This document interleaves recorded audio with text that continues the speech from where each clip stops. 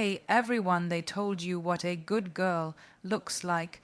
They told you to speak softly, to be agreeable, to be nice. They taught you to sit with your knees crossed, your ambition tucked in, your voice lowered. From the earliest days, you were offered silent instructions on how to shrink yourself into a version that made others feel comfortable. But comfort for them often means confinement for you. The world doesn't ask who you are, it tries to tell you who to be.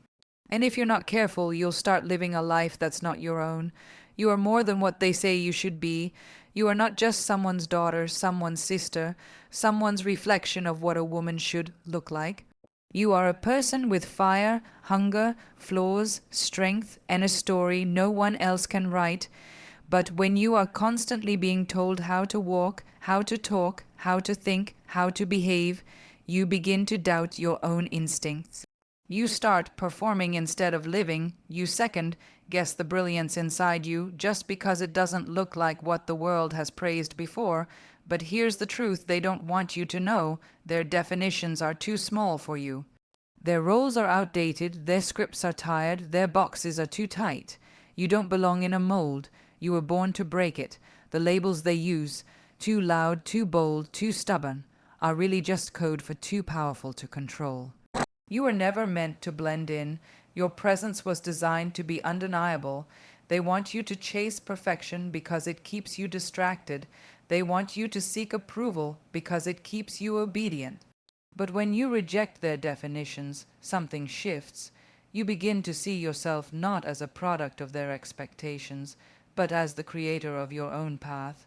You stop asking, "Am I enough?" and start saying, "I am everything I need to be."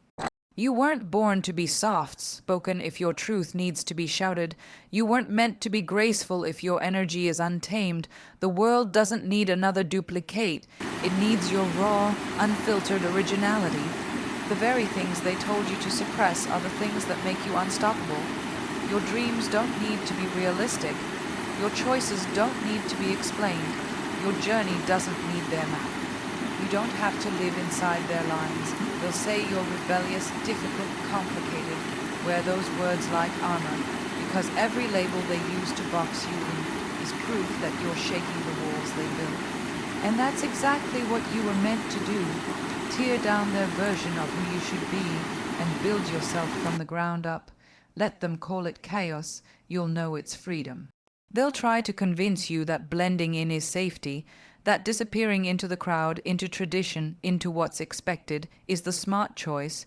They'll reward sameness, celebrate silence, and applaud anyone who follows the script without asking questions.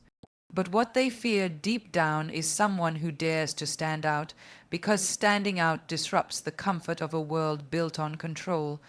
When you embrace what makes you different, you stop being manageable. And that scares them. You were never meant to walk a path already traveled. You were meant to build your own. Yet from a young age, you're taught to compare, to conform, to copy others instead of crafting your unique identity. They show you what success should look like. They hand you blueprints for dreams you didn't design. And if you follow them blindly, you end up living a life that doesn't belong to you. That's the danger of fitting in. It's quiet. It doesn't scream failure, but it steals your voice little by little until you forget you had one. To stand out isn't about being louder, flashier, or more extreme. It's about being real. It's about refusing to water yourself down just to be palatable. It's walking into a room and not needing to shrink or apologize. It's wearing your ambition like armor, your confidence like skin. It's speaking when others go silent. It's choosing to be bold in a world that rewards passivity. The truth is, standing out doesn't always feel good. It's uncomfortable, often lonely, but it's also liberating, because when you stand out, you finally stand in your truth. People will try to box you in with their ideas of normal. They'll question your choices, mock your confidence, and call you arrogant for daring to believe in yourself. But their discomfort isn't your responsibility. You don't owe the world a quieter version of yourself just because your light makes them squint. Your uniqueness is not a flaw, it's not a weakness. It's the very thing that makes you unforgettable. When you choose to stand out, you become a mirror to others. You force them to confront the parts of themselves they've silenced. And some won't like what they see, but others, they'll feel seen for the first time. Your authenticity will give them permission to embrace their own. That's the power of being different. That's the impact of standing out. You don't inspire change by following the rules, you do it by rewriting them. You don't make history by mimicking someone else's steps, you do it by dancing to your own rhythm. You don't become iconic by being accepted, you become unforgettable by being original. So stop measuring your worth by how well you fit in. You were never meant to blend, you were made to shine. Your voice, your vision, your vibe, it matters. Let the world adjust. They will hand you a script the moment you're born, one filled with assumptions, roles, and expectations that were never written with your dreams in mind. Girls, don't do that. People like you shouldn't aim that high. Be realistic. These are not statements, they are invisible chains. Stereotypes are not just words, they are weapons. They are used to box you in, to shrink your ambitions, to clip your wings before you even learn how to fly. And the most dangerous part, when you start to believe them. They tell you that strength is masculine and emotion is weakness. They say leadership looks like dominance, not empathy. They try to make you feel that your softness disqualifies you from being powerful, that your boldness makes you too much. But stereotypes were never truths. They are just recycled lies passed down by those afraid of change. When you challenge them, you're not just fighting for yourself. You're unlearning generations of false narratives designed to hold people like you back. Breaking stereotypes doesn't mean proving everyone wrong all the time. It means daring to be exactly who you are in a world that constantly tries to define you. It means walking into a boardroom in your own skin, not someone else's armor. It means being assertive without being labeled aggressive, ambitious without apology, different without seeking permission. It means choosing to be whole, not perfect. You'll hear them whisper, she's too confident, she's too loud, she doesn't know her place. Good. Let them talk, because the moment they label you, you've already rattled the cage they tried to keep you in. Every stereotype, you defy cracks that ceiling just a little more. Every time you succeed in spaces you weren't supposed to enter, you shatter their assumptions. And each crack you make lets someone else see the sky through it. Stereotypes aren't just outdated, they're dangerous. They convince people to settle. They make you question your worth. They pit individuals against each other, create invisible walls, and limit human potential. But you weren't born to live within anyone's comfort zone. You weren't made to be predictable or palatable. You were made to disrupt, to shift the narrative, to be the blueprint others never knew they needed. When you break stereotypes, you don't just rewrite your story. You give others the courage to rewrite theirs. You become a symbol, a signal, a spark. You show the next generation that there is more than one way to be powerful, more than one path to success, more than one definition of greatness. Your life becomes proof that their boxes are too small to contain the human spirit, so when they say you can't, let that be your reason to do it louder. When they say you don't belong, let that fuel your purpose to own every room you enter. When they say this is how it's always been, smile and break it anyway. You are not born to shrink, but from the moment you begin to grow into yourself, your voice, your choices, your confidence, the world starts whispering that you're too much. Too ambitious, too outspoken, too emotional, too loud. So what do? You start to tone it down. You sit a little smaller, speak a little softer, laugh a little less. You edit yourself to make others comfortable. You step aside so others can shine. You apologize when you succeed, when you're proud, when you simply exist without permission. That's how they train you to believe that your presence should come with a warning label.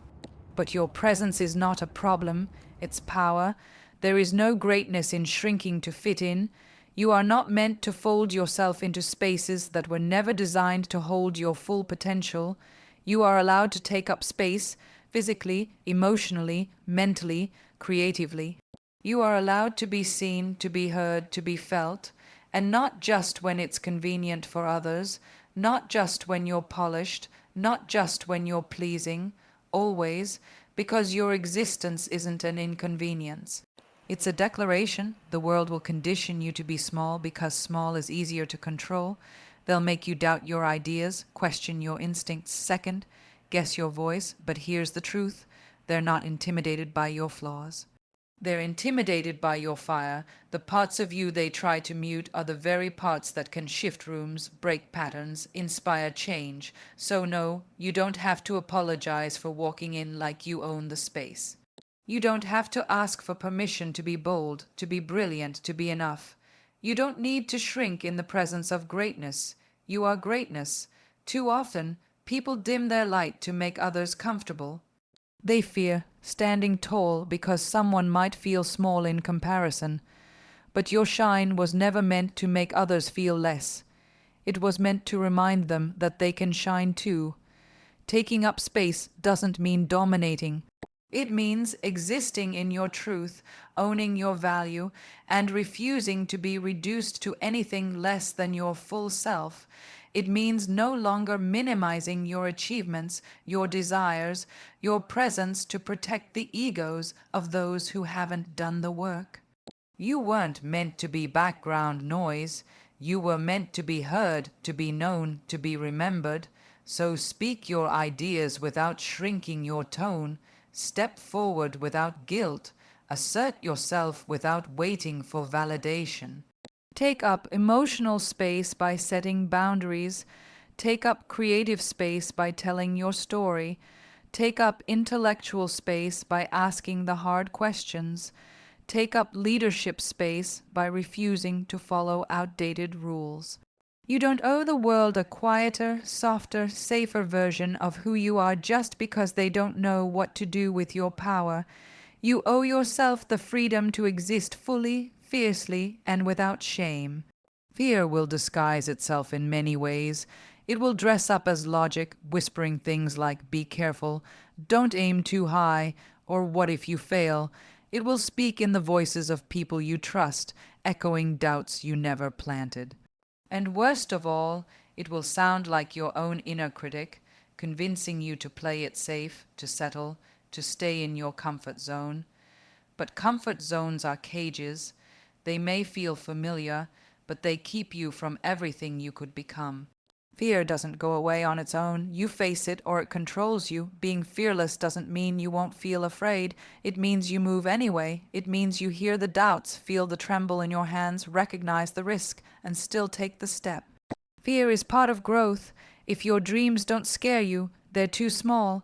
If your vision doesn't make people uncomfortable, you're still playing by someone else's rules. Playing it safe might protect you from failure, but it will also rob you of greatness. Playing it safe is the slowest form of giving up. You need to give yourself permission to be bold, even if the outcome isn't guaranteed. You need to chase the vision that keeps you up at night, not the one that gets the most approval. Every person who ever changed the game started with uncertainty. No one was born confident. They built it in the face of fear. Your courage is not something you find. It's something you activate when everything in you wants to retreat, but you show up anyway. They will tell you to be realistic, to lower your expectations, to stop dreaming so big. That's not advice. That's fear in disguise. And often, it's not even your fear, it's theirs, projected onto you. But their limits are not your limits. Their fear is not your future. You weren't born to repeat the past. You were born to rewrite it. And rewriting anything takes courage. The world isn't changed by the ones who waited for the perfect time. It's changed by those who jumped, who tried, who stumbled, and got back up. You won't always feel ready, but readiness is a lie. You get ready by doing, by failing forward, by stretching beyond what you thought was possible. Every move you make in fear's direction loosens its grip on you.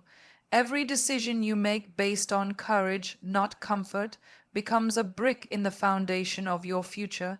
You cannot lead a life of meaning and avoid fear at the same time. The path to greatness is lined with risks, critics, and unknowns, but also with breakthroughs, transformation, and the chance to become someone you're proud of. You don't have to know the whole path before you take the first step. You just need the fire to begin, the will to keep going, and the bravery to believe that you are capable, even when your knees shake.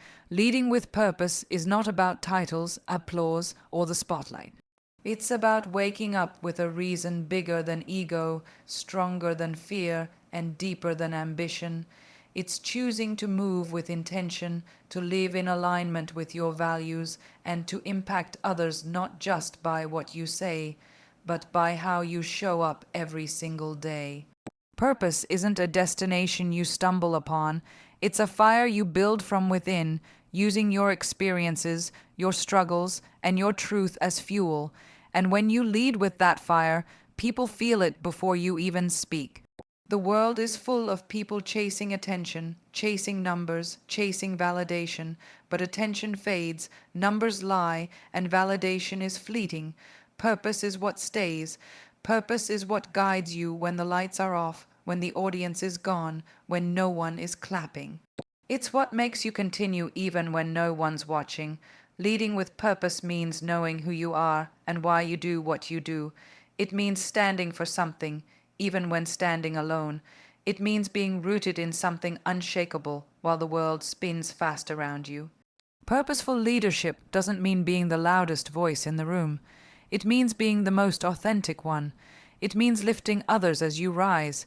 It means listening more than speaking, acting more than boasting, and giving more than taking. You don't have to be perfect to lead. You have to be real. People don't follow perfection. They follow courage. They follow consistency. They follow someone who shows them what's possible by being the possibility. Purpose demands resilience, because when you move with purpose, you will be tested. Not everyone will understand your vision. Some will mock it. Some will envy it. But the ones who are meant to be moved by your message, they will feel it in their bones. Your purpose becomes your compass when the path gets confusing, when the world gets noisy, when your mind gets tired. Purpose is what brings you back to clarity. It reminds you of the why behind your what. You don't need a massive platform to lead. You don't need millions of followers to make an impact. What you need is conviction. What you need is to show up as yourself, fully, truthfully, fearlessly. Purpose isn't about doing what looks impressive. It's about doing what matters, even when it's invisible, even when it's hard, even when it's slow.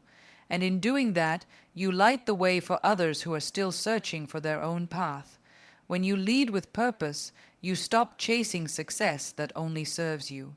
You start creating change that outlives you. You stop reacting to life and start designing it.